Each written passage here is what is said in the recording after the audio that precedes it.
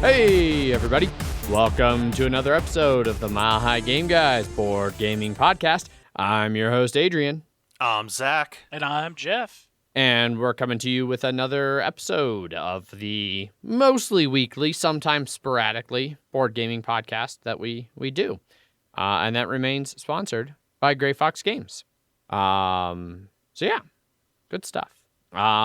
We will jump into a very, very, very short what have we been playing, because Zach has not played any games, and I have not played any games. So Jeff, what have you been playing? I had a friend visiting over the weekend, so it was mostly touring them around Denver. But we did play a game of Cabo to its entirety. It was a teaching game. But one thing about Cabo is it catches on real fast, and someone could fuck you real good. Was it just two-player? Yeah, it was just two-player. Okay. Yeah, it was a close game of Cabo. I started off strong with a couple 0 rounds in a row, and then bad things happened. It went, I don't know, like 7 rounds, and they missed the dead on 100 to go back to 50 by 1 point. They got 101. Otherwise, I probably would have lost. But yeah, Cabo still is good. I played with the deluxe edition, of course, because I don't know. I don't even know where my other copy is at this point.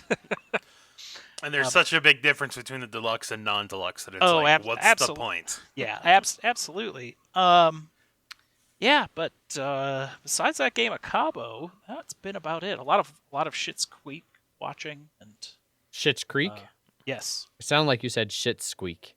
Yeah. I was like, Jeff, I don't know if you want to be watching that. I heard shit's like shit's squeak. Like he just said it weirdly. Queek. Yes. But yeah, that was about it for board gaming. Besides board game purchases. Yeah, well, you know what? We might as well talk about that now because that's at least board game related. Yeah. I bought Nemo's War. It was at the Wizard's Chest, which I stopped by because I was like, what things could I possibly buy with 40K related? There wasn't really anything new yet, and I have plenty of paint right now, and I have the new Blood Bowl stuff. But I was like, oh, Nemo's War. There was that expansion. It's a solo game. It's really well regarded. I remember the Kickstarter for the expansion recently. Did you just get the base game?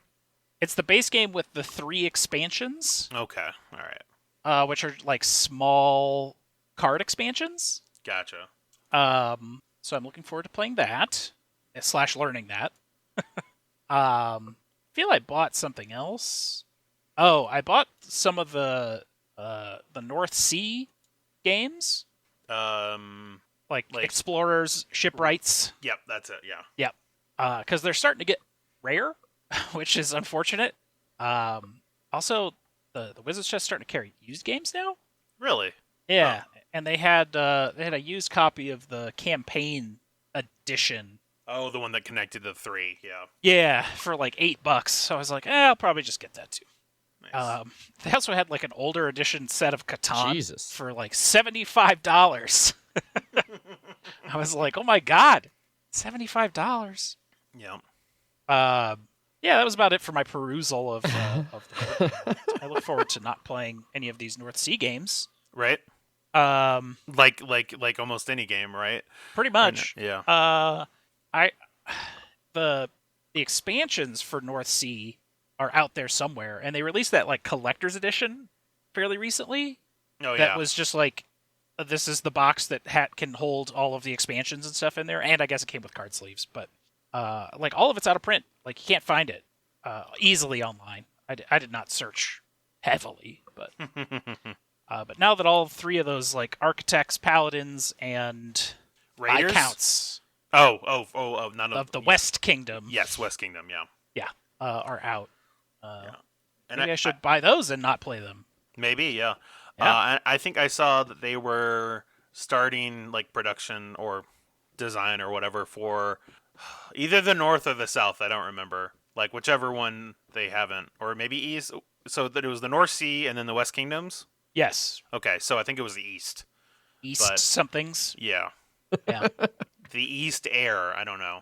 I'm trying to think. We've already done water, and also like underground or maybe space. Maybe they just go to space. But then Is there such thing as space bending?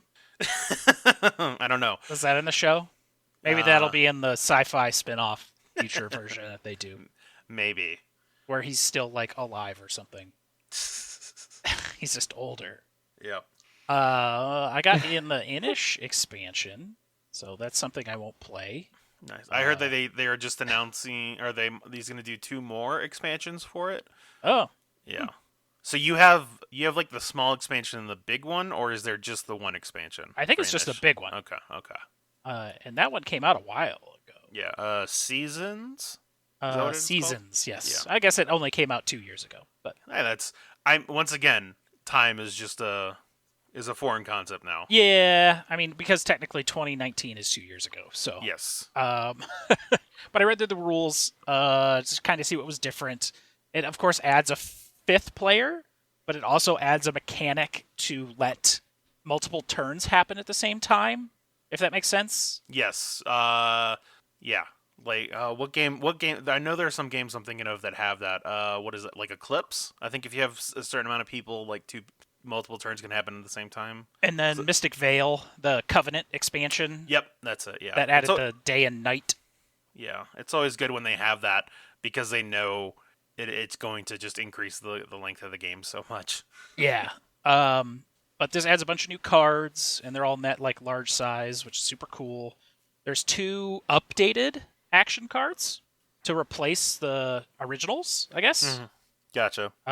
If you vaguely remember the Druid, that was the one that let you like take another card that someone had already played. I think they have balanced that a little bit. And then otherwise, it's just a bunch of new modules. It's like harbors that are little tiles that connect to the other tiles that add like a water edge to them. So you can like move out of that tile as like a water tile. And then there's like actually like island tiles that are surrounded by water. Yeah. And then there's some other modules like I think they go with some of the new like epic cards, or the epic tale cards, I think is what they were called. And some new action cards that have like different tokens and stuff, like curse tokens and things. Gotcha. Seems like it adds a decent amount to it, but I just need to play it. Yeah. Never. Which will continue to happen. Mm-hmm. Yeah. I finally got my Tainted Grail. It was supposed to get here. I guess if I had done, if I had done the 2 wave shipping, it was technically supposed to get here in August of 2019. But then I think like people who actually did the 2-tier shipping or 2-wave shipping got it in December or January. So just like 4 or 5 months later. But I finally got mine, and the reason for the delay was the Echoes of the Past, which is like a very small, like mini expansion that's sort of like, here's a little bit more flavor on your characters, and because of that, I had to wait an extra 13 months. So, huzzah. Great. Well, I'm sure they appreciated that 13 months of, I guess we could just fuck off this guy. Yeah. And not have to worry about him for a while. Yeah. And it did let me buy the playmat, which I wasn't originally going to get. But then I was like, oh, well, now that I have to wait this fucking long, a couple months later, I was like, oh, you know what? Let me add that playmat on there, which it looks good. It looks like a nice playmat. It's got the stitch edging, which is always good. Ah, fancy. Yeah. And so when I got it, I had forgotten that there were 2 extra campaigns that, were stretch goals. But they are in their own box, and then I opened up that box and I saw that that's all that's in there are the characters for those expansions or those campaigns, and then all of the cards for that. So I was like, oh, this is good. That means I don't have to deal with this shit until the first campaign is over. Yeah, and then I can just swap them out, I guess. Yeah. So that'll be nice. But I'm looking forward to trying it out. A lot of the cardboard components are nice, especially the player boards, dual layered. They seem to fit fairly well, but we'll see how the Colorado weather deals with them. The humidity of Colorado. Or lack thereof, yeah. Yeah. The minis looked pretty good. I'm curious. So I know when you're when you're paying for it, you could get like a sun drop, which is like an ink wash on it, more or less, with a little bit extra. But I'm curious to see how much better those would have looked than just the base, gray model that it comes with. But they look good enough, but it's not like top tier or anything like that. And so I'm definitely glad I didn't get because you could get an expansion that had just minis of all of the monsters, but it was like an extra like $60 or $70. And so now they're just cards, I guess. Which I don't remember. Is not the worst Yeah, thing it's not for the a game worst. like that, anyways. Exactly, yeah. No, you have your characters as minis, and then you have like certain you have other things that are minis that are important to the game, but that's about it. So I'm fine with that, and I want to try it at some point. But I know looking into their styles of game, and I want to say on BGG it says that like it's best played at 1 or 2 players. So it definitely wouldn't be something that like I would bring to Kingdom of Death and be like, hey, instead of the 5 of us playing Kingdom of Death, let's play this. It would be like, and it only goes up to 4 at most. I think it goes to 4. You could get a 5th player, and it sounds like 4 is universally not recommended. Yes, correct. 3 still is under recommended. Yeah, but definitely 1 or 2. Yeah, I would probably just do 2 to 3. I saw some people say if you do like 4 players, then you like split up and you do different things. Mm-hmm. But I don't know. It's like I feel.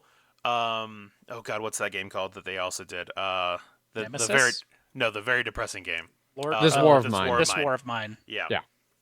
That one basically we were all choosing what to do. Yeah. And I felt like the people we were playing with, that was fine. So I have a feeling it won't be as bad with this. Yeah. But that's not for everybody. No. But now I just have one Kickstarter left that is super out of date, and that one is just out of date by 3.5 years. So. So never coming. No, it's I thought that for the first 3 years of it, but this last half year we found out that somebody bought the game from them and that they're actually going to release it. So which game is this? It was something about bears and lumberjacks then like hair cutting, like Barry Harry Salon or something like that. Oh, I remember that. Yeah. Yeah. Very stupid little card game. Yeah. Luckily, it's only a game that I spent like $17 on, so that's why I wasn't really annoyed at it. I guess that's fair. Okay. Tainted Grail, the one I spent like $150 on. That one I would have been really annoyed if I'm sure a lot of people would, because Tainted Grail made millions. Yes, of dollars? millions. Yeah, it was Many like $4.5 millions. million or something like that. Yeah. Yep. So yeah. Go on. No, I was gonna say that's the only board gaming stuff that I have. Is just that I received that. And I was just going to ask Adrian how his unplayed copy of Clinic was. So. Oh, yes. I think you mean our copy. Our unplayed copy of Clinic. God damn you guys. The last little thing I do have to add for board game related is some of you may have seen if you follow us on Twitter that I made I'm going to make an effort to start playing board games regularly again. Like I really miss actually playing somewhat regularly, and just the way my schedule kind of works with this ski season and when the resort we have passes to is open. Wednesdays are going to relatively consistently be free-ish for me. So I am trying to play this Wednesday, maybe stream, heavy maybe. But currently it sounds like I think Chris and Jeremy and I are all 3 in, and we're looking for 1 or 2 more, and we might play Indonesia on Wednesday. So hopefully next week I'll have an awesome game of Indonesia to discuss, and put you two to sleep here in the show, but we'll maybe excite some of the heavy gamers who listen to the show and have missed me actually talking about heavy-ish games. So I'm excited to maybe hopefully play Indonesia. Yeah. But Are you tabletop simulator or we're not sure. So there are 2 Indonesia things on Tabletop Simulator. They use the like 2.5 fan-made map that has like a bunch of different stuff to help track logistics and things. I'm going to check those out tomorrow to see how I feel about them. Otherwise, we might use what was it? Simulator? Alliance? Yeah, I just don't remember Platform? what the Sloth Ninja. Sloth Ninja. It's another one. It has like I think it has a handful of maybe only splotters. Okay. But it's another play-by website. Let's see. They've got Indonesia. So just one splotter. Indonesia, Tammany Hall, Guild of Thieves, Confucius, and After the Flood. So, but yeah, it's very much a lot of play-by-post type stuff. I mean, like it's one of those like you make an account so that you have a name. You have to be a registered member in order to actually play it, apparently. Which I did at one point, but I don't know. Yeah, there we go. Let's see, completed games. I've used this before. Oh, so these aren't me. I was hoping I could pull up an image. There it is. Yeah, so it's the first edition map, which is even rougher than the second edition map, which is still also vaguely rough. Okay. I love the second edition map. I'm not a huge fan of the first edition map. I'm not sure I know the difference between the first and second edition. They're very, very close. This one looks familiar. Maybe they are. Maybe the maps didn't actually change. I don't know. Anyway, it's not important. Hopefully I'll play Indonesia on Wednesday or something. I should hopefully play something. I've got like I said, Chris and Jeremy from Slack interested. There was somebody on Twitter who seemed maybe possibly interested who's on West Coast time. So it should hopefully work close enough. And so maybe we've got 4 or 5 or 3 to 4. And then I'm still looking for at least one more.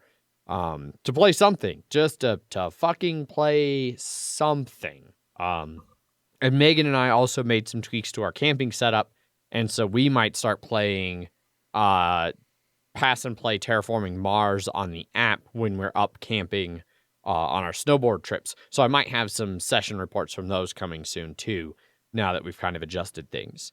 That'll largely depend on how exhausted we are. And I'm going to use this to smoothly transition into banter, because it might depend on how exhausted we are from continuing to hike our asses up fucking mountains to snowboard down them, which has currently, in the 3 weeks that we've been, since we did the first one, we did the first one December 31st, New Year's Eve. Since then, so almost 3 weeks, I have lost 4 fucking pounds from hiking my ass up and down mountains. So I have altered nothing about my diet. I feel like I'm even hungrier on like days when we're actually out there. I feel famished and eat all the snacks. I took an entire pocket full of bacon on our last trip, which was amazing. I put it in a Ziploc bag. It was in a Ziploc bag, but I had a bag full of bacon in my pocket. And every time we stopped, like we did a course thing. We've been doing a couple like little slowly advancing courses just to learn a little bit more about backcountry stuff. And then like we rented for our last trip, we rented a set of split boards with skins, so we could skin up instead of snowshoeing. And like, so anytime the guide would stop to like talk about something, I'd just like casually reach into my pocket and pull out a piece of bacon and be like, turns out 8 pieces of cold bacon in a day of snowboarding, too much bacon. I was sick of bacon by the end of the day. So in the future, I'm going to limit myself to like 6 pieces of bacon. But for the Bluebird backcountry where we've been going, they have a hard stop because of the easement that they are using for the private land they're on. They have a hard stop of March 28th. And so we have, at best, if we go every weekend, well, air quote weekend, my weekend, Wednesday, Thursday, Friday, If we go every weekend that Megan and I both have available, we have 8 more trips to Bluebird this season, which already feels like not enough. And then hopefully by then we'll feel comfortable enough that throughout April and May and some of those times we can just go and do our own backcountry riding in different places. If the snow actually gets good, because good God, the snow is fucking awful in Colorado right now. I don't know how it is on the West Coast, but here in the Rockies, it is real bad. Super high AVI risks. So like we're staying away from any kind of steep terrain. I was on not even very steep terrain on Thursday, and I made a big turn in some like wind slabbed area, and it super cracked and like shifted, and I was like, oh fuck. Like I'm glad this isn't steeper terrain because that probably would have slid. But it's been a bunch of fun. Looking forward to doing more. Snowboarding is awesome. I highly recommend everybody get into snowboarding. That's my snowboarding banter. I might come back with other banter later, but I'm going to let you guys banter for a bit now that you've thoroughly tuned out. Yeah. Bringing you guys back in. Okay. So one of the reasons why I didn't play any board games this week was that my friend, his wife got him a Quest 2 for Christmas, and his finally arrived. And so he booted it up, and we started playing some multiplayer games on it. And the ones in particular that we tried out were, we tried out Beat Saber because it has a multiplayer mode, and it's pretty cool. Basically, it has you like facing each other, and then you're offset. But the one problem with it is that everybody's playing the same song on the same difficulty, and you're trying to see a competition of who does best. But I can comfortably play most things in expert, and he was barely able to play in hard, but that's mainly because he just got the game. And so it like that disparity in skill is like, well, if we play expert, he's just going to fail immediately. Or if we play in hard, then I'm just going to be like, I'm just swinging my arms all lackadaisically. But it was a cool mode. You could have up to 5 people playing it, I guess, which is weird to think of just all those people like staggered like that. But then the next one we played was he had told me that he had purchased Walkabout, which is a mini golf game in there. And I was like surprised how fucking well mini golf works in the VR environment, especially when you're playing with players. It has like a somewhat cartoony-ish look, but that means that everything like just looks really good and it's running super smoothly. Each person is like a floating head, and then a hand that's holding a putter. And what's really funny is like you're watching, like you can see each other when you're doing stuff, but I think I had to go to the bathroom or something when we were playing, so I told him I'd be right back, and I put my headset down, and then I went to the bathroom. But from his perspective, I'm like, hey, I'll be right back, and then he watched my head just sort of like lift itself up and then just sort of like set off to the side in a very sort of freaky manner, if that makes sense. Yeah. It's just watching a head just go. You just crumple. Yeah, pretty much, yeah. One thing that is really cool that this game has, and Top Golf, which we also played, also has it, is that you can basically go have a bird's eye view of the entire course to just sort of like get perspective on it. But it really does. What is that? Like that shift in camera, phase shift. Do you know? Like you can make Tilt shift. Yes, thank you. So it gives it like this tilt shift thing where now everything just looks super small, but you are giant, and so you're like looking at things. But what's funny is that when you go giant, the other person that's playing, you just look giant compared to them now. And so because you can just move around, there are many times where like my hand would go close to him, and VR is really good at making that shit look legitimately frightening, of just this giant fucking hand, like 20-foot hand coming towards you, for like perspective wise. Mm-hmm. But it was, let's see, there are 5 different themes of the mini golf courses, and most of them are really cool. And it was called Walkabout. It was a lot of fun. and we've been playing that a couple times. Like we played it, I think 3 or 4 times now, and I would heavily suggest it to anybody who has the quest and has that as an option, because like I said, I was super surprised that it would work so well, but it does. It's super smooth with how you're doing, and it really felt like we were on mini golf courses with that. So one thing that it had that was really cool was the putter length is adjustable, and you adjust it by basically just putting it into the ground. So you put your hand where it's comfortable for you to swing, and it automatically adjusts it to where that is like that you're gonna hit the ball correctly. If that makes sense. So you don't have to sit it's like the club isn't like 30 inches and you have to like adjust up and down. It can go anywhere from like 20, technically anywhere from like 10 inches all the way to like 40 inches. And I know that because at one point I sat on a chair and I had like basically a 1-foot putter in my hand that I was just swinging around with it, and it connected seamlessly. So it was pretty cool.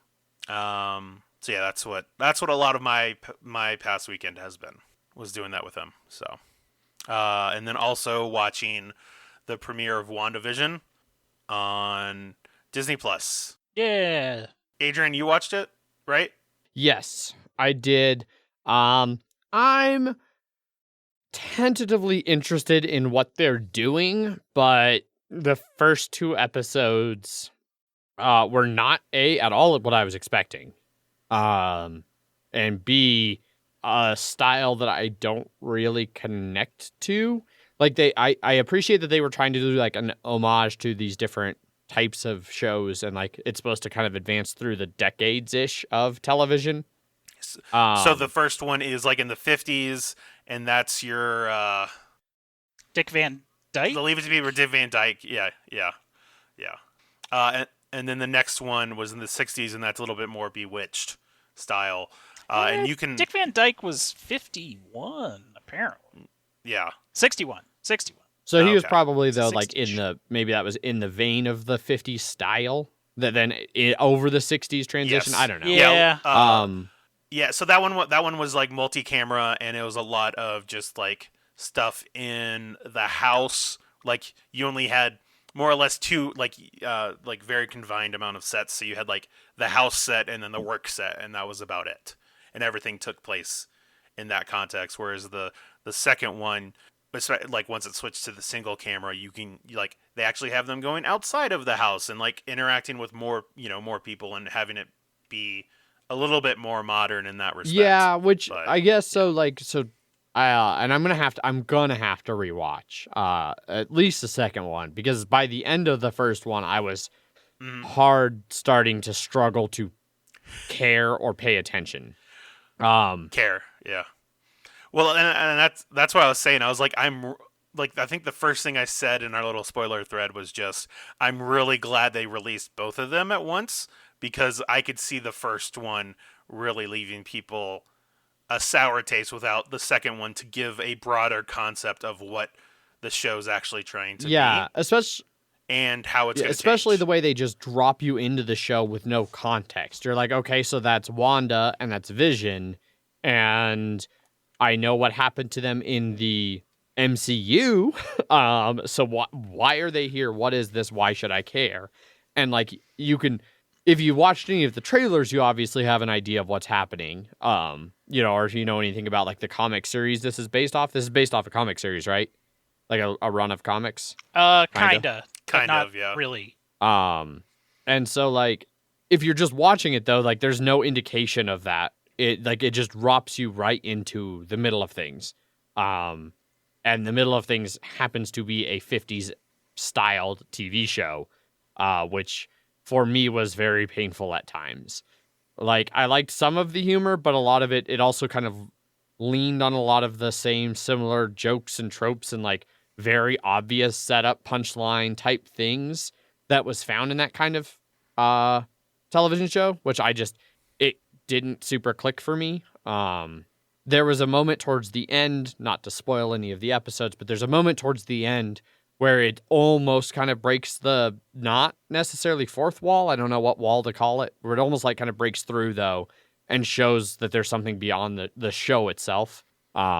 And that was a good, like, okay, good. I'm not crazy. This is more along what I thought it was going to be, that there wasn't much indication of the whole way through. The second episode, though, didn't, especially because, like, the Bewitched style, like somebody mentioned, like, it had, like, the little bits of, like, animation mixed in and stuff, and that stuff killed me. Like, it was like, that's, no, stop, please. And so that frustrated me. I did like they're broadening the cast, and there's some things I love, like Vision. Getting to see more Vision is amazing. Yeah, well, and not just that too, but just Paul Bettany. Just to have him, like, because he's a great actor. Love Paul and Bettany. As much as I do like the Vision character, it's very like one note because you just don't have that much time with him, and so this lets you see another side that is, like you said, it's just good to see more of. And then the woman who plays the neighbor, whose name I'm drawing a blank on.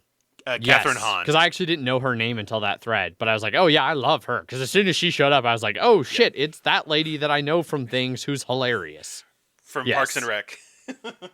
Oh, that is, yes. So. Yep. And Step Brothers. And that's more what I was thinking of her from, I think.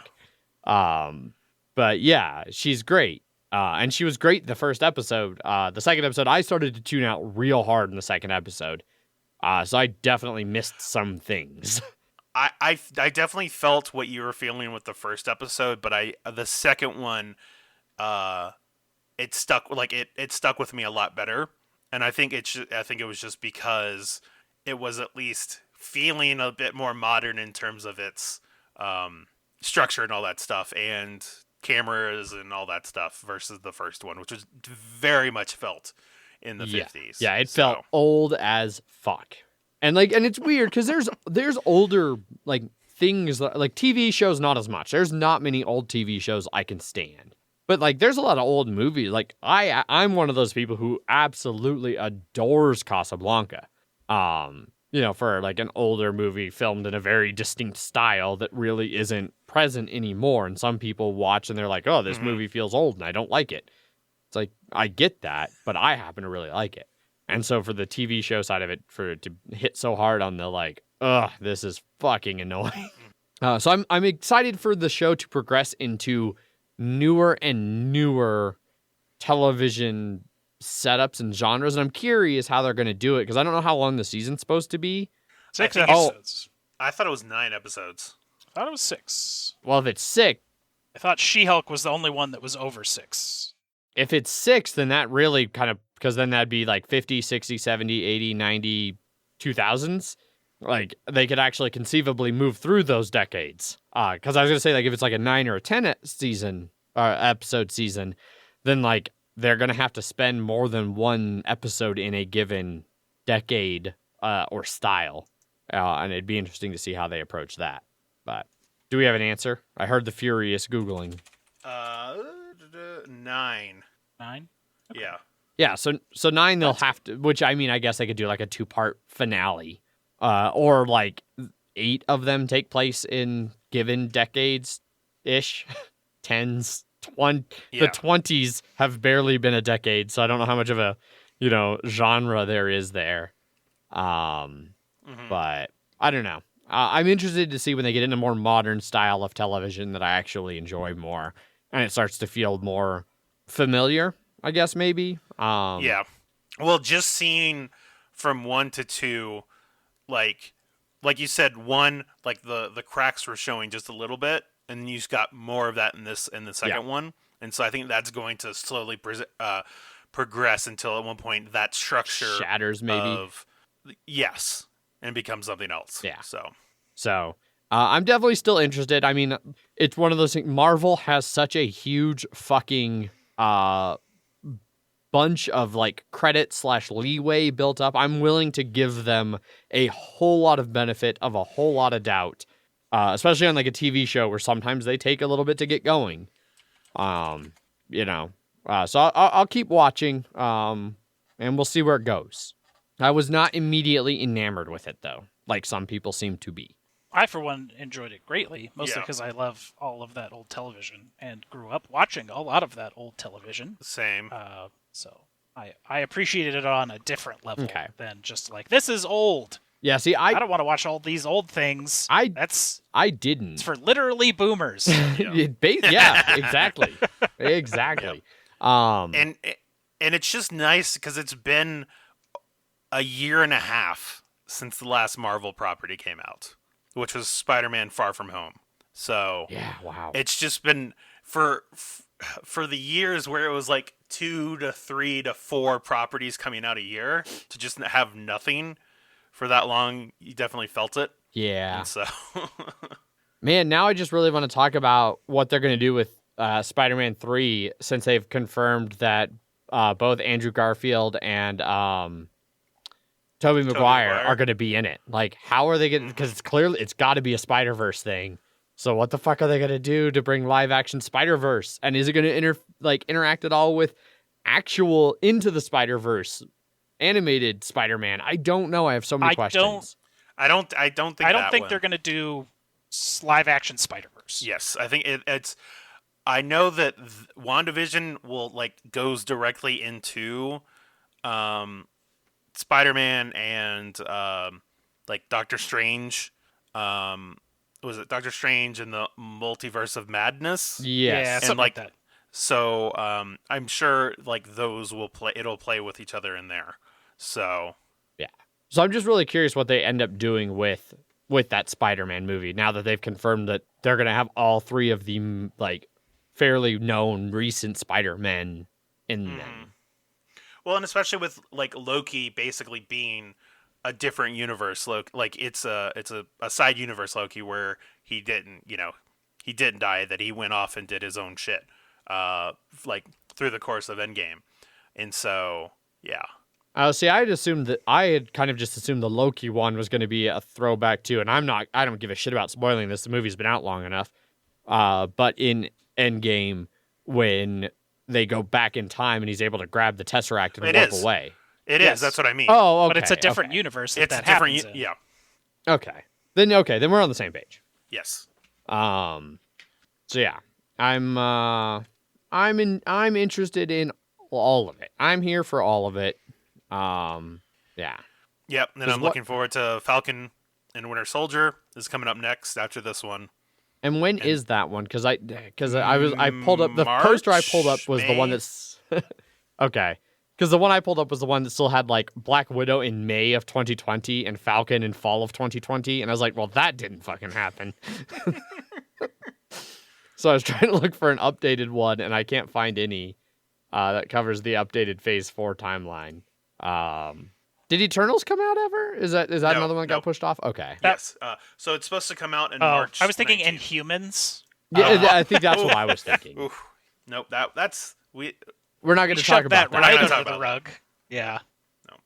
So here, this is maybe a newer one. I want to say Falcon and the Winter Soldier it releases its first episode the week after WandaVision ends. Yeah. March 19th is when it comes Okay. out, and then Loki is in July, I think. May. It's in May, so that'll be right after that. And then What If is around the same time. Oh, that's just sometime mid 2021. And then Black Widow is now May 7th. So Yeah. Which will probably get pushed again. yeah. Oh man, who even knows? Or they'll just release it and just be like, all right, it's fucking out. It's out now. Disney Plus it. Yep. Cool. But yeah, it's available. You can watch it on Disney if you have it. Mm-hmm. I don't think I have any other Banter stuff. I've been Jeff, do you watching have a any lot Banter? of Alone. No. It's I a cool don't know what show. that is. It's intense. It's a show from History Channel, Discovery Channel, one of those, where it's it's air quotes reality TV. They pick 10 contestants. They drop them in, depending on the season, different places. The first 2 seasons are Vancouver Island. They drop them off at campsites that are miles apart from each other, so they can't interact. And they give them a bunch of video equipment and say, videotape yourself. Here's a radio. You can tap out whenever you want. Whoever is the last person to tap out wins $500,000. And so it's 10 people trying to survive in the wilderness with next to nothing. They get a backpack of gear for as long as possible. And I dig it. And it can get very intense. Like, in season 2, the one Megan and I are watching right now, because we've kind of jumped around a little bit. But in season 2, there was a woman who was like totally kicking ass and doing really well for like, I think like a whole week. Like her first week, it went really well and things were going pretty good. And then she was cutting firewood with her axe and accidentally like cut into her hand to the point like she may have severed a tendon. And so she was like, well, fuck, I gotta call, like, because I have a medical emergency now. And meanwhile, she's like videotaping her hand like cut wide open by her axe and like her thumb not working anymore. It's like, oh my God. Yay! So stuff like that. And then like some people in one of the later seasons that we watched, season 6, we've already watched, that was in the Arctic. So they picked a big lake up in fucking way north Canada. And dropped everybody around a big lake in Canada in the middle of winter in the Arctic. And they were pulling people out because they do every few days, like once a week, once every 3 or 4 days, I don't know, wellness checks where they like measure you and weigh you and like are like, all right, are you losing too much weight? Are you in danger of becoming unhealthy? And they've pulled people for that. Like, yeah, you're not eating enough. You haven't eaten enough food in the last 2 months. You've lost almost all of your body fat, and you're rapidly going to risk dying of starvation if we don't pull you out of here against your will. So, stuff like that. But I've been digging it. People, like Paul, I think, has been watching it. A couple of people have talked about it a little bit in the Slack channel for movies and TV. I dig it. It's really great, like, having people to root for who are like, yeah, you seem cool. You seem like you could be, like, an everyday generic dad. You're awesome. And then the other guy's like, you seem like a giant fucking asshole. I hope you break and tap out. So yeah, that's it for me though. I'm going to be done now. I bought some cleaner to get all of the old paint off my old miniatures. So I will be repainting and repainting nice. Inevitably. Yeah, just got to get to it really because I have a lot of miniatures. Not all of them need repainting, but yeah, need more Instagram pictures. Yeah, we do. That's about it. I had a crazy burger at Kuma's. I ended up getting the Slayer, which is the burger that's like on a bed of fries with and then smothered in chili, and it's insane. Like it's just so much food. That seems like it, yeah. Yeah, it's just it's pure insanity. Would one venture to say too much food? Yes, I got through about an eighth of it. Oh before my God. I called it because I was like, holy shit. That's a bit ridiculous. It was absolutely ridiculous. Megan and I were actually like just the other day talking about we need to get back down to Kuma's because they God, just reopened for indoor dining. So okay. I mean, I figured it's been kind of that, and we've been like really, really, really strict about not going and interacting with anybody in any kind of like indoor-ish or even like patio dining situation where you're there for a long period of time close by. Skiing is the boldest we've been. We figure if we're outdoors on a windy mountain, like that's probably relatively safe, and we're all wearing ski masks and shit anyway. So, coming through Silverthorne Friday night, I was amazed at how fucking packed every restaurant and fast food place and coffee shop and brewery and everything that we drove past was. It was like, what the fuck is happening here, people? But yeah. So enough banter? Sure. You guys don't have anything else you wanna get out? Nope, that's it. I didn't cut you off, Jeff. No. Okay. There's no Bloody Minute, right? Correct. Okay. There's been no Blood Bowl in a while. Yeah. And you guys don't have a Kingdom Death hour? Nope. We're gonna play some next week, possibly. But yeah. Okay. And then don't you have plans to play your new Tainted Grail, Zach, soon? I mean, it was like me and Paul being like, we should play this, but that rarely goes anywhere. Okay. Okay. We'll see. Right on. Well, I suppose that lets us move over to some news and Kickstarters. Yes. First and only up in news, but it's a big one. Shitty people continue to be shitty and get caught for being shitty, called out on being shitty, and then continue to be shitty. Yeah. Yeah, and so it's basically the only news item, and it consists of 3 different news items because 2021 isn't going to be any better than 2020, folks. I hate to break it to you. It's just going to be different in new and interesting ways. Or a disaster in new and interesting ways. So we're going to talk about these a little bit out of order. But they all kind of happened vaguely over the last week or so. So the first one we're going to talk about is, and I don't know how to pronounce Italian names, and that probably already tells you exactly who we're talking about. Or no, sorry, we're going to start with Phil Eklund. We are going to go chronologically. That's not Italian. We're going to start with Phil Eklund. Yeah. So, Phil Eklund, I don't know if this was my original plan. I think I got my tabs mixed up, but whatever.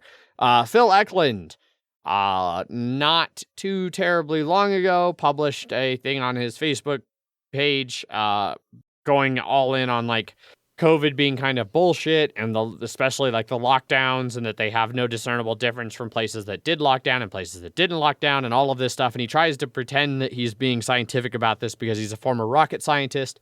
And it's a classic case of, he says, oh, people, these things are basically the same, but then he ignores all of the very, very many ways that they're not the same and makes a bunch of spurious claims and stuff.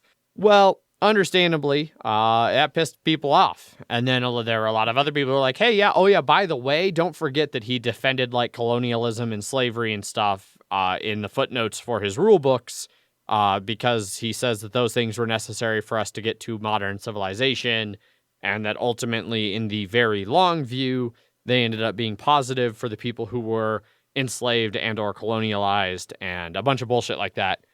And so that all kind of super blew up, and ultimately led to Ion Games, so Phil Eklund used to self-publish kind of through Sierra Madre. They had financial troubles. Ion Games bought them out, and so now Ion Games publishes all of them. And so they came out with a statement initially where they were like, hey, in the future, we're going to publish actual expert counterpoints to any of his fucking side note ramblings that he wants to put in the rule books. So, to be his bullshit and then actual fact checking, legitimate type things. A lot of people were like, that seems kind of half-assed, and you're still then providing him a platform to spew his bullshit. They then, after a few days of that, came back around with their new statement, where they basically said they're going to continue to honor their contractual obligations because, hey, they're contractual. You kind of have to. Regarding his design work. However, they will no longer publish essays or any non-factual footnotes in their printed or their living rules. And then their statement went further to say that footnotes will only be included if they are peer-reviewed by experts in relevant fields, including sensitivity readers, and they must be in line with the values of Ion game design. Understandably, because this is the world we fucking live in, people lost their shit.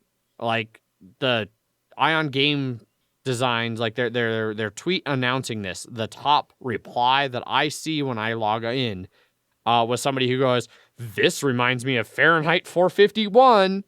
And it's no, it's literal. It's for so many reasons not. One, it's not the government burning books because they're saying you can't read them. Nobody is prohibiting you from going and subscribing to Phil Eklund's fucking YouTube, or he doesn't have any of these, but you go follow him, join his friend on Facebook, and you can get all of his dumb fucking Facebook posts and all the shit he wants to ramble about as much as you fucking want. No one's keeping you from that. Talk to him on BGG, still on BGG, it's just Ion Games saying, hey, we're no longer going to continue to amplify his nonsense. And that's fine. That's totally fine. And yeah, so there's a whole lot of this, one of the next replies. This is how liberty dies, with thunderous applause. Real good job with the prequel meme there, dick cheese. Fucking shit. Thankfully these are all those are all nobodies. People who actually matter tend to be on the right side of these things. Heavy Cardboard, friends of the show. They've been in a tough spot. Ion's been a long time like kind of sponsor of the show. Jess, who is Edward's significant other, works closely with Ion Games. I think works directly for Ion Games actually. They were kind of in the middle of all this, and they did a Facebook post and a couple other posts where they were like, "Hey, we don't agree with these things, and we think Ion's on the right track in some regards and not in the others." It was actually a really well thought out Facebook post that I thought navigated kind of the tough situation of like, hey, we've covered his games in the past. Ion Games has published his games in the past. Like those rule books and their like footnotes are out there. People have them. You can't, they even use the phrase in here. You can't unring the bell, but in the future we'll do better going forward, kind of a thing. Well, then in the comments for that, fucking Jeff DeBoer, who is the head of Funnigan Games, the owner, like de facto head. There's been some debate about how active he actually is still in the company itself. But he got on there and posted a bunch of also super happy horse shit, saying things like, where to go? It's hot garbage. Like regarding Jess, Edward's significant other, be a little more cordial. What is your beef? Lighten up. Where's that cheery woman I know? Gross. And then doubles down with like, sorry you had such a bad day with your 4 kids, ? Really? I thought smaller families was the new awakening for our planet. And living with a man out of wedlock? ? Like, what the actual fuck? And so, yeah, like, it's not enough that Phil Eklund's a piece of shit and people are finally acknowledging that. Then, Jeff has to kindly go. And actually, I say it's, unfortunately, it's not. Fortunately, thankfully, not he me, let Jeff. us all know he's a fucking prick and we shouldn't support him or his bullshit anymore. Yeah, fuck me, right? Yeah. Different Jeff. I mean, also fuck this Jeff, but Jeff DeBauer here. Unless Jeff, do you have are you an alter ego and you kept the same first name? Do you actually own Funnigan Games this whole time and could have been like bankrolling the show? Oh yeah, I'm a real piece of shit. Classic. So yeah, it's been a week full of that kind of shit. And I definitely had meant to talk about these in a different order because I wanted to cap it off with the fact that like when we talk about the next little bit that blew up, Phil Eklund's shit had happened mostly a while ago and mostly like in private forums or like his little rulebook notes, whatever, that he got to self-publish. And Ion just kind of was like, all right, these are already like made rulebooks. We'll just print them. Jeff fucking DeBauer here, like he had time to read the room. Like this all came out. He posted all that shit after Phil Eklund had gotten in hot water for his horse shit. And after the other guy we're going to talk about here shortly, fucking Daniele Tascini, I don't know how, my Italian is non-existent. But yeah, so fucking Jeff had no excuse to be like, oh, sorry, I didn't realize that people were on edge. Like, dude, come on. Yeah. Real fucking shitty shit. So, that's the Phil Eklund leading into Jeff DeBauer nonsense. I don't know if you guys, Zach, Jeff, have anything else to add on to that. No, it just sounds like he sucks. Yep. Yeah. And may have sucked for a while. Yeah. And we'll get to that. We'll come back and touch on that in a second because there's been some really good takes from the broader community. I don't feel like we have a whole lot to add to some of this broader discussion, but we want to elevate some other people's opinions here at the end of this. Yeah. I would just say it's one of those things of like, it's a shame that it took this one for people to finally like realize, I guess, when there's definitely been stuff in the past that's problematic at best. But yeah, at least we've gotten to that point, I guess. So. Yes. So the other big one was Daniele Tascini. You kind of looked it up, Zach. Do you know how to pronounce it better? I only looked at the first name because Right. I was like, is it Danielle, and it's Daniele or something Okay. similar to that. So Okay. I didn't. Yeah. So designer of like Zolkin, Teotihuacan, bunch of stuff like that. Tekenu, that's like one of the hotter games coming out recently. Things like that. So it was brought to light another kind of Facebook post that he made. And I'm not going to really dive into the post itself, besides it contained a bunch of kind of bullshit. The start of it, like when I first started to read it, it talked about like ogres being represented as black and like, you know, in fiction, good is light and dark, you know, evil is black and dark. And I thought it was kind of continuing on the big blow up not too long ago in the D&D community about like the representation of orcs and ogres and like evil races or martial races and things where like D&D for a long time has categorized entire races as either good or bad just inherently with no individual agency. And I thought it was a continuation of that, and I was like, whatever, that's not a big deal. But then it gets worse. And he talks about like skin color and how he doesn't call black people black because they're not black, but then he calls them the N-word, or he calls his black friends the N-word, and it was super, super not great. And then somebody linked an interview that is entirely in Italian, but if you Google Translate it, it's a discussion about inclusivity with him and somebody else than the interviewer, and he has some super not great responses, basically like, complaining about inclusivity is bullshit, and if people want to be a part of the community, it's on them to like make themselves a part of the community without ignoring at all the like Gil Hova had a great blog post essay thing a while back about like invisible ropes and things that can kind of like that prohibit that like keep people from just being like, hey, I want to be a board gamer, let me be a board gamer. And there's all these like things that come up that we might not see but they experience that hold them back or tell them this space isn't for them. And he just dismisses all of that. So that all blew up.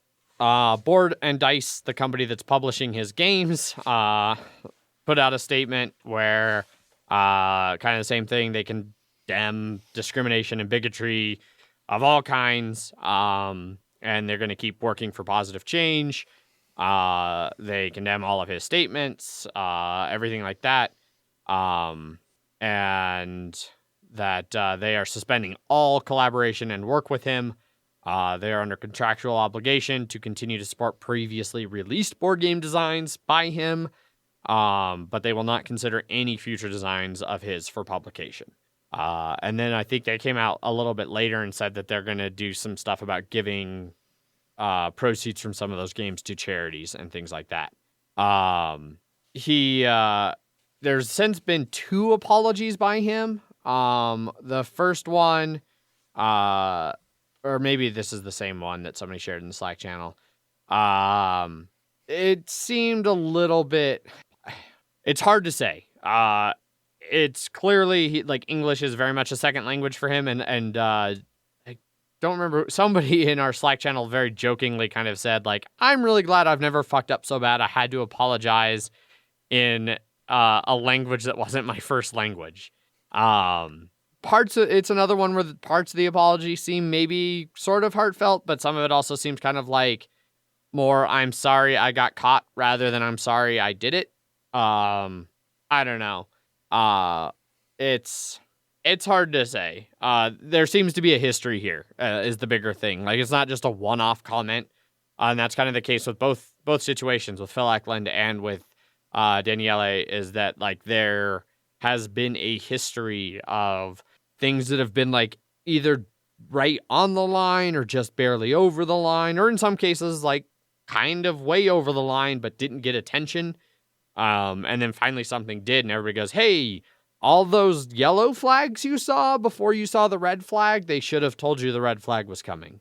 And so, yeah, he's been dropped by Boards and Dice, as they said in their little statement there. And people are kind of like, well, what the shit? Like, I like Zolkin, can I not play Zolkin anymore? Things like that. And this is where I want to start highlighting some awesome things from other people who have said anything we could say, but better.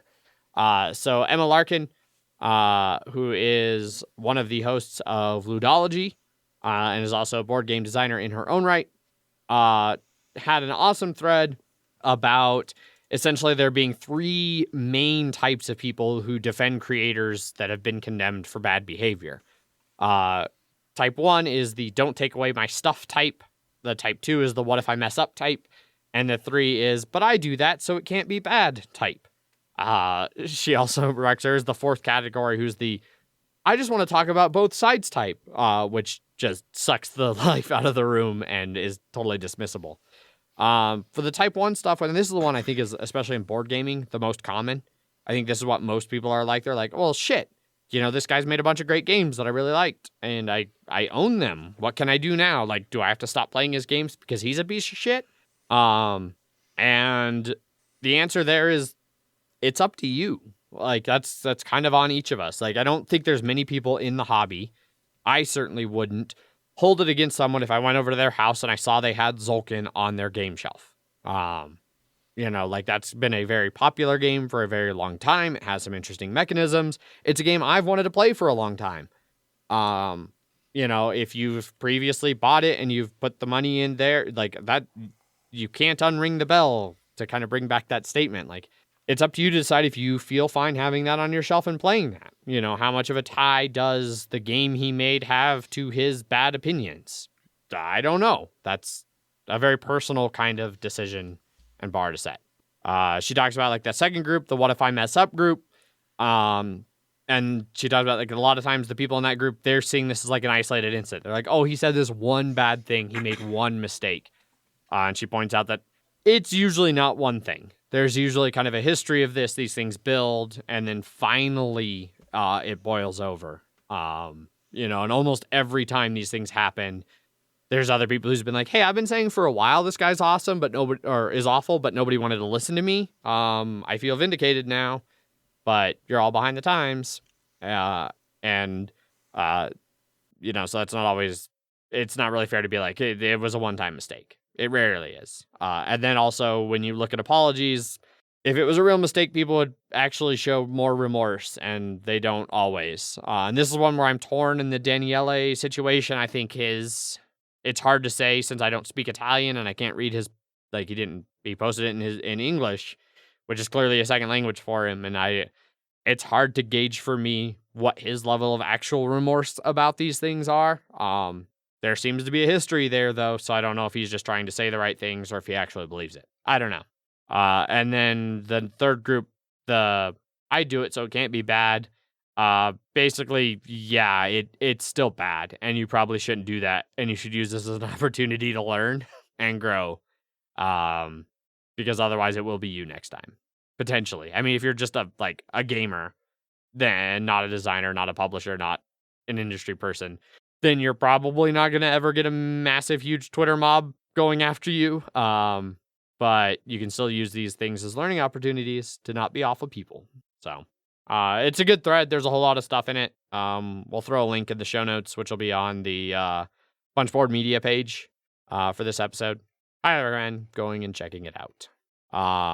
Bunch of other people had awesome statements that kind of came out through all of this. Rodney had a really good one. Suzanne also, as always, has really good, insightful takes on this kind of thing. There's been a lot. And for that matter, like I was actually really impressed with like Edward's statement on it. I thought, at least for the Ion Games Phil Eklund one, it really he was kind of in a very damned if you do, damned if you don't spot, and I think that they managed that pretty well. So I'll give credit where credit is due there. I don't know, am I missing anything you guys saw that you want to highlight or amplify somebody else's awesome voice on this matter? I think you covered pretty much all of it that I saw. Yeah. And this is where I had mentioned I kind of got my order mixed up. I want to talk about like how Jeff DeBauer for Funnigan, like he had a chance to see both of those other things unfold, and then he still chose to be like a super sexist asshole. And like at one point he had said in there, like in those comments, something about like okay, that was my attempt to bring some humor to this conversation. Like, in the middle of his comment where he was being a prick. So it wasn't like somebody replied and was like, hey, you're being a prick. And he's like, whoa, that was my attempt at humor. He knew that this was bullshit and tried to preemptively be like, I'm just joking. And somebody replied with the classic that's Schrodinger's asshole, where he only decides if he's being sexist or joking based on everybody's reaction. Yeah, I was about to say. That's the classic of, I'm just joking, learn to take a joke sort of stuff. And you're just like... Yeah, the guy who says awful shit and decides if he was only kidding depending on your reaction. Yeah. So, don't be fucking douchebags. And also, I do want to, because we talked about it a little bit with the one from Ion Games where people are like, oh, is it Fahrenheit 451, blah, blah, blah, blah, blah. This isn't fucking censorship. This isn't fucking cancel culture. It's fucking consequences for your actions. Like, I'm sorry, have some fucking personal responsibility for the shit you say. You don't have carte blanche to just be a giant dick and suffer no repercussions for it. The government's not censoring these people. They're not being thrown in jail for saying their fucked up, stupid shit. They're facing consequences for their actions. I'm sorry. That's a fucking thing. Deal with it. No. Moving on. Let's talk about some Kickstarters. Yes, Kickstarter, because there are at least two. One of those. Just two. At least. First up on Kickstarter this week, we have Mint Bid. Well-funded, about $46,000 of its $10,000 goal, over 2,100 backers, 2 weeks left to go, and only $10. Yeah. So this is the latest game from the Mint Blank collection. Originally Mint Delivery? Mint Works. Mint Works was the first one, yes. Which I think is the only one I have.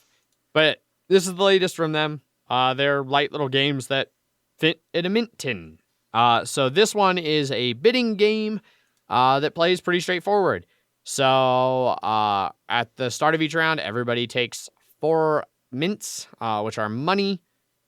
Then you, whoever is the auctioneer for that round, draws off the deck number of location cards equal to the number of players. Then reveals them, and everybody bids. The auctioneer decides if it's an open bid or a closed bid.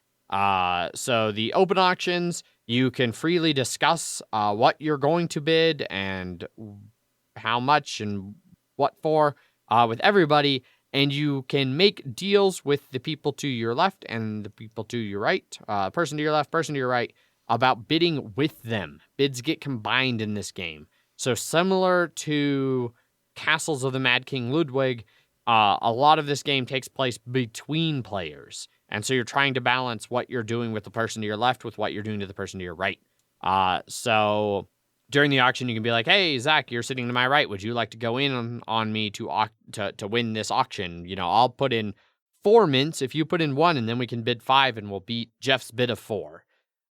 And you could be like, yes, I'll do that. And we put that bid in. Or you'd be like, no, I won't. And then I go, well, I don't have enough money to beat Jeff's bid, so I withdraw from the auction. And then you can turn around and be like, I have 5 mints, so I'll bid 5 myself and win it from myself and then still put it between us. I don't know. Once that's the open bid, you can freely discuss them. The closed bid, everybody just bids closed with no discussion, and then the combined highest bids that are adjacent, they win it. And then there's some rules for a bunch of tiebreakers because that can tie in all kinds of weird ways. And so then you add the card once, regardless of which auction, whoever won, you add the card between the people who won it. And you're building up these tableaus. You're connecting them. They have little colored dots on all 4 of the sides.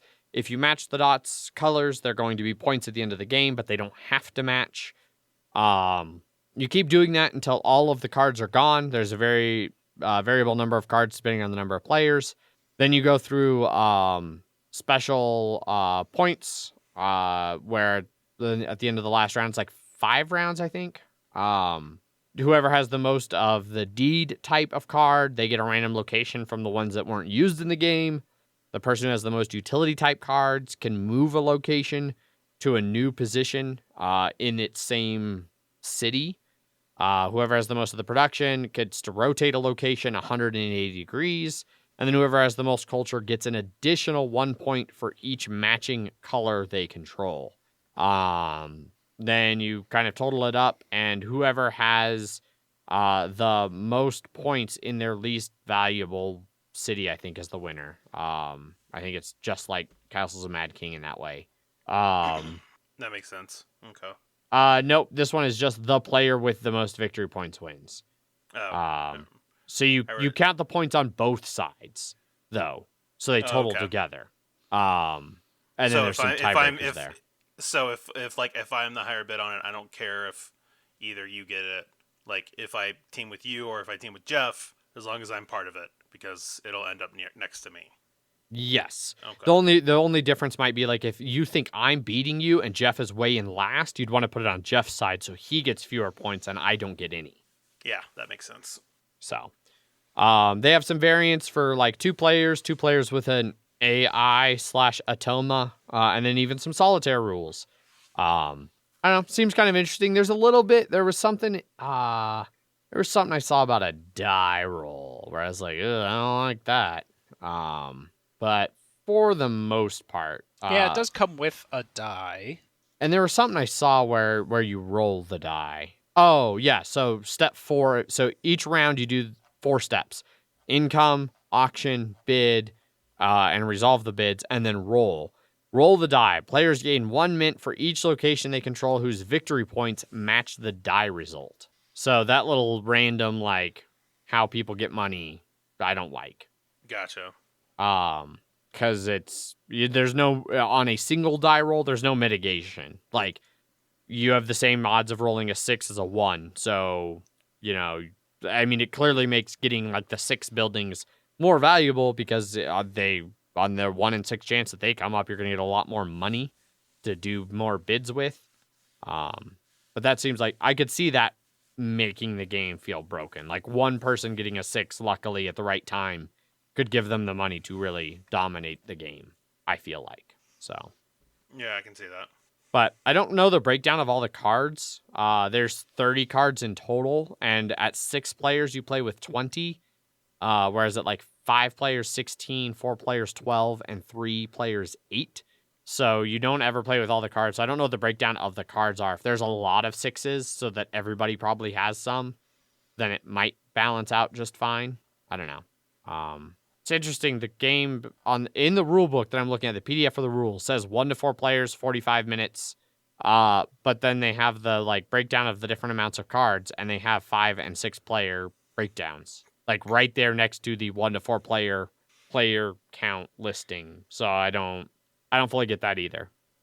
I don't know. I've liked almost all of the Mint games that I've played. I don't think I ever played Mint Cooperative. I own Mint Works. I've played Mint Delivery.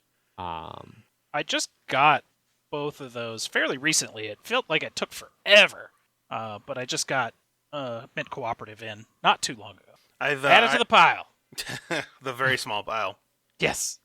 I have the first one as well, somewhere. I don't know where it is. The second one, Delivery, I played once, but there was something like simple with the first one that it worked out all right for it being so small. But the other one, like when I played Mint Delivery, it felt like it added enough and then it required enough space that it was like, and especially for whatever weird reason you decided to get the playmat for it that you could buy. It's at that size, there's got to be, and I hate to say it, there's got to be better games that are of like. The nice thing about Mint's Works was it was a very simple like worker placement game, but it took up very small. You could just put it in your pocket, but it fit nicely in the tin. Exactly, but with Delivery, it added enough stuff, and like even the tin. I remember the tin like ended up getting thicker because it just could like they just needed to hold more shit in it. But then with the playmat, and it's like, well, if you're carrying that much stuff, there's got to be a Delivery game that is better for it, because I remember not engaging with it at all when I was playing. Yeah, that's fair. And I haven't played the cooperative one, but I don't know. I just haven't. I think after the first one, it was like, oh, this is a cool novel idea, but then they started doing it with other ones, and it just sort of lost its luster for me. That's fair. Yeah. I don't know. I like bidding and auction games, but I'm not sure that I need another small bidding and auction game. Like, I feel like there's already some really good small bidding and auction games. For me, like, I can't see myself choosing this one over, oh God, what is it? I can't remember what it's called at the top of my head. The one where you're getting the properties and then selling the properties. For sale. Yes, for sale. Exactly. Like, they take up about the same amount of space, and for sale, I think, is at least, at a minimum, just as good. Probably way better. Yeah. Or No Thanks is another really good one around the same size, too. So... Yeah, I wouldn't call that a bidding and auction game. I don't get quite... I mean, kind of, I guess. It's like in reverse bidding. You're bidding to not take Not to take it, yeah. But, I mean, but no. You're definitely right that it's not the same style as this, but, like, I feel like it would scratch similar itches. And totally fair. I would rather play either one of those than this one. That's fair. I mean, once again, this is just, like, reading a little bit about what's happening. I haven't played it, so I can't super speak to it. Exactly. Yeah. Yeah. So that's mint bid. You got a couple weeks to go make your decision. Well, like a week and a half maybe, depending on when this episode actually airs. To go think about it. So, next up on Kickstarter, we have Darwin's Journey. A fuckload of money. $773,000 of its $36,000 goal. Over 9,600 backers and a little bit less than a week left to go, which you can pledge at its most popular option of $85. Yeah. So this is a 1 to 4 player game, 30 minutes per player, worker placement game where you are recreating Charles Darwin's memories of his adventure through the Galapagos Islands. So I think the vague idea here is that each of you is like a different strand of his memory, and whoever does the best at recreating it, I don't know. The theme's a little weird. Anyway, so it's a worker placement game. Essentially, the board is divided up into a couple different regions. There's like journal area, museum area, some other miscellaneous areas, and then the map area. And so each player has a ship mini that will travel along the map area through the ocean portion. And there's various parts where they can pull up to one of 3 main islands. And whenever your ship gets to an island, you can drop off an explorer who then goes and explores the paths on the island. And on both the ship paths and the island paths, there's actions. And when your worker moves on to an action, you get to do that action, which can be everything from cataloging a species, to like setting up camps and like staying or finding other discoveries, unlocking journal entries, things like that. As you kind of move along, you're going to unlock different actions in different places that you or other players can take. So when you unlock an action, like you spend money and things to open up this action, but then once you've done that, everyone else can take it. So it's kind of a, balance of, do I want to spend the resources to open this up to everybody else to where they can potentially take it, or do I not want to? The plus side is if you are the one who opens it, anyone else who's not you who takes it, you get a money from the bank. So there's definitely a reward component to being the first ones to open up some of these actions, and they get more expensive as you do them. Ditto for like some of the actions for taking actions. Like you can take similar actions as other people at times, but you pay money. If somebody has already taken the action before you, you have to pay money to the bank to take that action as kind of a negative. The game itself plays out over 5 rounds, I think. Yeah, 5 rounds. Each round is 4 phases. There's the action phase where you go and do all your actions. The turn order phase where you just turn order. The reward phase where you get rewards for the different things that you did. And then lastly, the cleanup phase where you either prepare for the next round, or if it was the end of the 5th round, then you do a little bit of tidying up and move on to final scoring. There's there's a bunch of different stuff going on here. A lot of interesting kind of interconnected worker placement spots. And like, yeah, because there's tons of different board actions. Like just going over some of them here in the rulebook, and each of these has like in-depth things of how they work. There's basic ones like gain victory points or gain coins, but then there's unlock lens locations, which are those actions I was talking about that open up additional worker placement spots. There's the academy, where you can purchase wax seals, which are sometimes a cost that you have to spend to do things. Navigation actions, which let you move your ship along the ocean track, based on the number on that navigation action. Deliver specimen, which lets you send things to the museum if it's not already in the museum, in which point you gain coins and evolution token advancements. Turn order spaces, research museum spaces, gain objective spaces, split stamp locations, yeah, all kinds of stuff. There's crew objectives that like everybody can complete, and individual objectives, all kinds of stuff like that, that all play into it. And then final scoring is a bunch of different stuff. You score things on your personal board, and then in the theory of evolution track, you look at what rows are full in the museum, and then everybody gets that number of points multiplied by their position on the evolution track. So there's different ways to like advance yourself along the evolution track, and you definitely want to do that because like based on their little scoring example, that can be fucking huge. Like it goes ×1 to like ×12 score. So like if the base, they show like if you complete 2 of the 4 rows, it's 3 points times your modifier. So if you're at like a modifier 4, you get 12 points, and then your opponent's at 10. And they get 40 points. And you're just like, well, that was fucking good job. Clearly, I didn't pay enough attention to the evolution track. But why would a game focusing on Darwin care about evolution that much? I don't know. Especially because that's just a liberal hoax. I just thought it was about killing dumb people. That's the Darwin Awards. That is different. They have a couple pages on bot stuff, where you can play with a bot to simulate things that happen. So you play with fewer players or solo.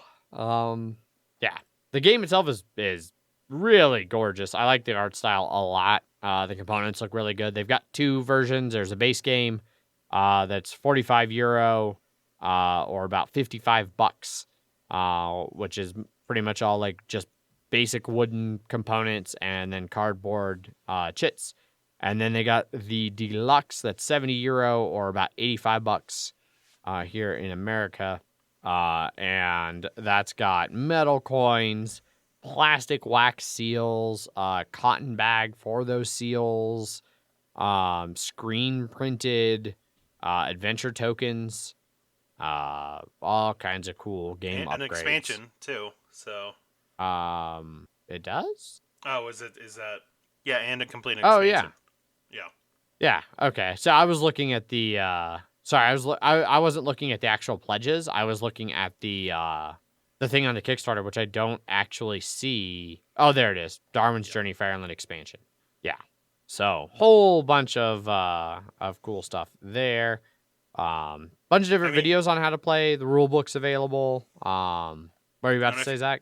I was gonna say I feel like normally this price difference would be for the money and the soft plastic wax seals, like just the deluxe stuff, and that would be about $20 to $30 difference. And so the fact that it includes an entire expansion along with it is pretty good. Yeah.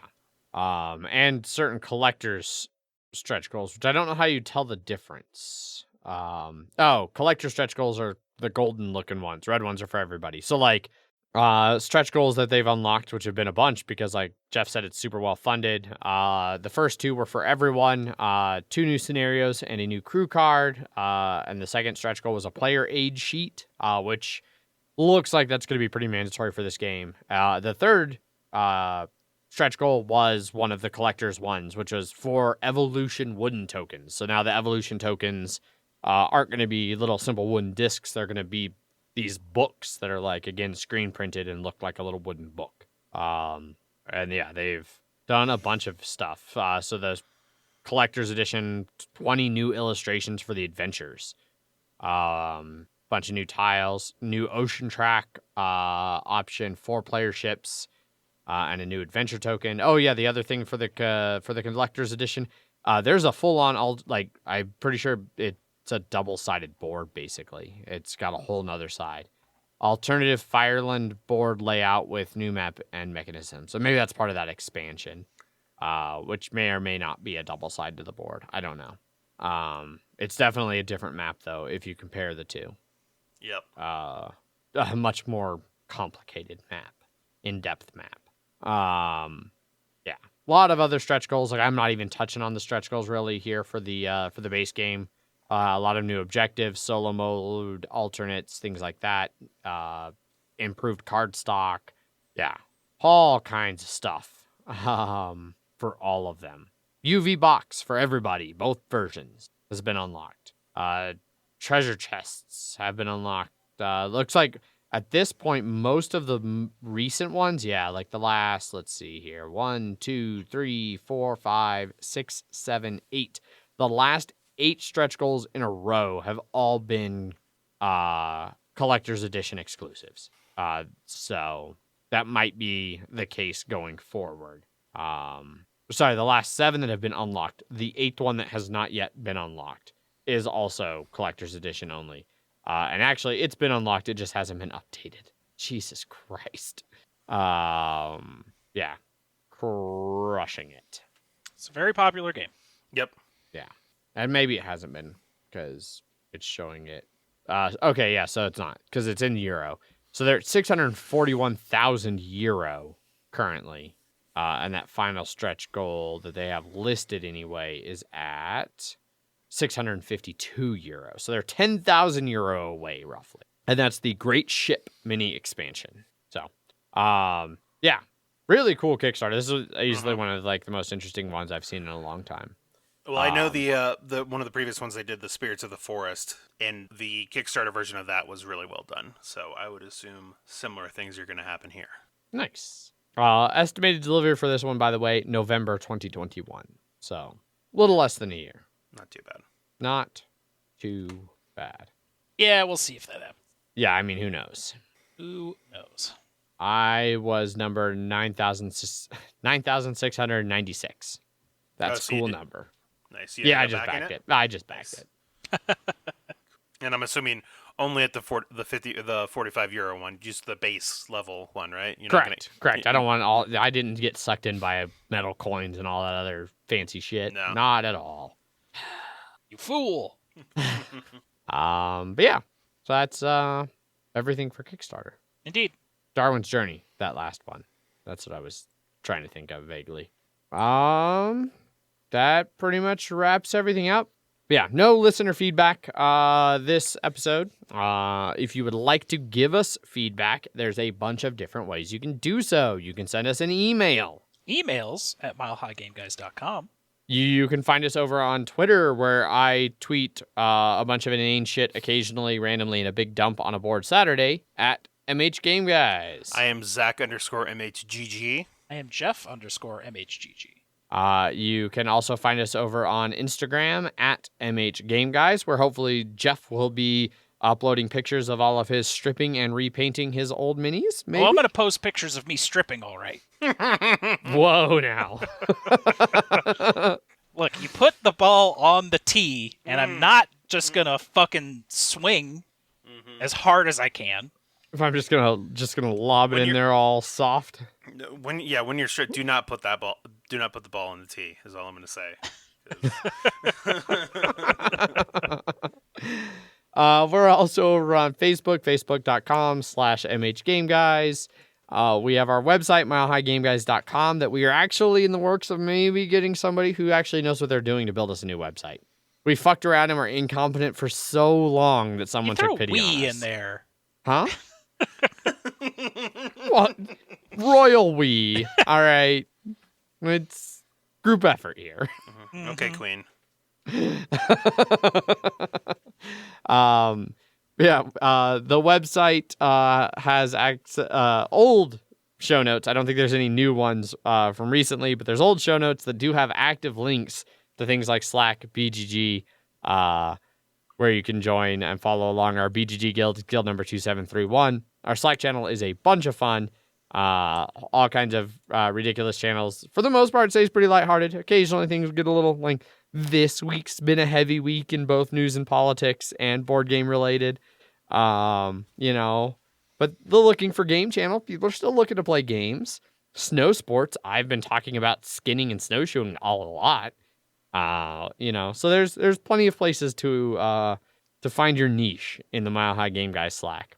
And then Twitch channel, we haven't streamed anything since we did Terraforming Mars like 2 months ago, but the Mile High Dungeon Delvers, which is the D&D podcast that's side related to this show, streams every other Tuesday, including this past Tuesday, where we started Act 3, Book 3, Chapter 3, whatever, 3, Part 3 of the Zarius Champions campaign that our DM Leander is running.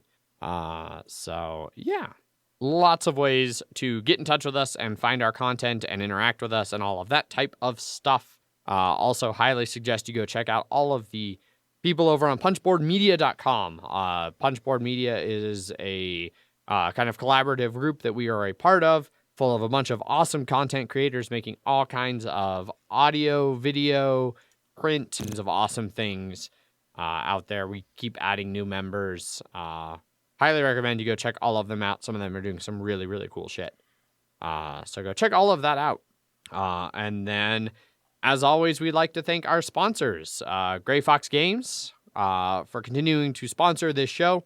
Jump over to their website, grayfoxgames.com, where you can late pledge for some of their more recent Kickstarters. You can order old games of theirs, accessories, things like that.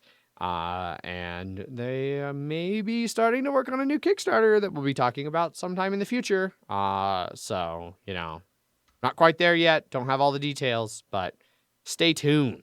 In the meantime, Jeff, do you have a prepared statement for us? Of course. Gray Fox Games, quality games, cleverly crafted. Also, he has powerful telepathic abilities. After the collapse of the Soviet Union, he came to America looking for a job. He worked for the FBI on several cases as a psychic profiler. 5 years ago, he was working on a case on a multiple serial murderer, and he got too far into the killer's mind. As a result, he became just like the killer. That might be the weirdest one you've done yet. Well, it's also about the weirdest character, I think, in all of them here. So, right on. I think that wraps everything up. Thanks, everybody, for listening. As always, I've been your host, Adrian. I am still Zach. And I'm Slayer Jeff. Bye. Bye. Bye.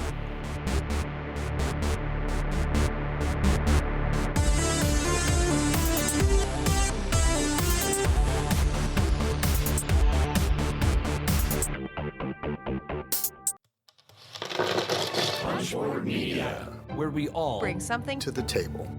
Pull up a chair at punchboardmedia.com.